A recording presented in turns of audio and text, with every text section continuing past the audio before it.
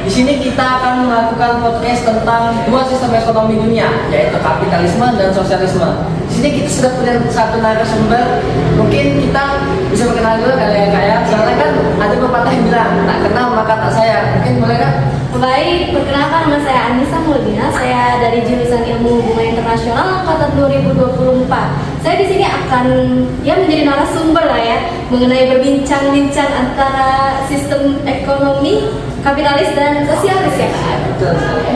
Jadi sebelumnya mungkin kita tanya dulu kali ya, sosialis dan kapitalis itu apa sih Kak? Kalau menurut saya kapitalis, saya jelasin dari kapitalis dulu ya.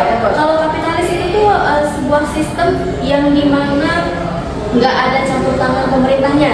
Jadi benar-benar pure masyarakatnya tuh memegang kendali atas sistem ekonomi dan juga perdagangan mereka. Nah, sedangkan si sosialis itu ya berbanding terbalik atau bisa dibilang kebalikannya dari kapitalis. Sosialis itu dimana pemerintahan ini benar-benar memegang kendali sistem ekonomi dan masyarakat ini hanya yang menjalankan aja gitu, pemerintahan yang memberikan idenya gitu kan. Jadi kalau kapitalisme ini lebih ke bebas pada yang punya modal ya? Iya benar. Kalau sosialismenya lebih terpaku pada pemerintah. Pemerintah yang memegang semuanya. Terus selanjutnya mungkin kita tanya juga tentang kelebihan dan kekurangannya dulu nih dari kedua sistem ekonomi tersebut. Boleh. Sebenarnya ada salah satu kelebihan dan kekurangan yang paling mencolok nih dari dua sistem ekonomi ini ya. Yang pertama dari kapitalis, kelebihannya itu memang benar pemilik modal ini keuntungannya benar-benar jadi hak paten pemilik modal tersebut. Jadi contohnya saya sebagai pemilik modal, uang keuntungannya itu ya saya pegang. Nggak ada campur tangan pemerintahan, nggak berhak atas duit atau mungkin keuntungan yang saya miliki. Nah, sedangkan kalau sosialis itu, kalau di sosialis ya itu termasuk kekurangannya gitu ya, dimana ya semua keuntungan dari sistem ekonomi itu balik lagi ke pemerintahan. Tapi kelebihannya di sosialis itu dia tidak ada namanya eksploitasi, sedikit terjadinya korupsi karena kan pemerintahan itu harus membagi adil, membagi rata seluruh keuntungan itu ke dalam aspek-aspek yang ada di negara tersebut. Karena kalau nggak dibagi secara rata ya benar-benar negara mereka akan kolaps. Nah, sedangkan di kapitalis itu termasuk suatu kekurangan yang bisa dibilang kita tuh udah awam lah dengan hal tersebut ya. Jadi eksploitasi karena kan pemilik modal nggak mau tuh keuntungannya berkurang. Ya itulah kapitalis benar-benar kayak bisa dibilang egois gitu kan. Jadi pekerjanya tuh dieksploitasi. Mungkin kita kan walau aja nggak ada yang tahu. Mungkin juga ada sedikit korupsi gitu. Menurut saya ya begitulah. Terus selanjutnya mungkin kita tanya dulu negara mana sih Kak yang menganut sistem kapitalisme dan sosialisme ini? Kalau untuk kapitalisme kita udah tahu ya pastinya Amerika Serikat gitu, udah jelas banget. Nah kalau sosialis itu kan bisa dikatakan Marxis atau komunis, itu juga udah tahu. Cina, Korea Utara, Vietnam, Terus mungkin ada dampaknya nggak sih Kak dari dua sistem ekonomi ini? Dampak terhadap apa dulu nih? Terhadap misalnya kan Amerika dan misalnya Tiongkok ini perang dagang nih ya.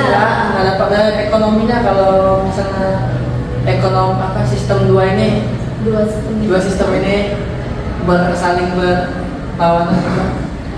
Ya otomatis mereka akan saling berlawanan ya karena mereka beda perspektif kan. Kayak sekarang yang kita lihat tuh perang ekonomi, dampak terhadap masyarakatnya. Ya, terhadap negaranya. Ya sebenarnya dampak yang ditimbulkan dari aksi berlomba-lomba ini bagus ke negara mereka ya, dimana kan Cina dan Amerika ini. Cina ketika mereka meningkatkan kekuatan ekonomi mereka, Amerika nggak mau kalah nih. Yang dimana otomatis Cina ini juga ya akan selalu meningkatkan. Begitu juga dengan si Amerika. Dampaknya baik kok.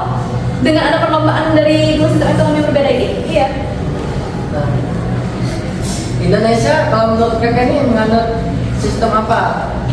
Kapitalisme atau sosialisme Kak? Nah, ini nih yang unik ya dari Indonesia. Indonesia ini menggunakan sistem campuran ya. Ini sistem ekonomi Pancasila yang dimana di dalamnya itu ada sistem ekonomi dari kapitalis dan juga sosialis gitu.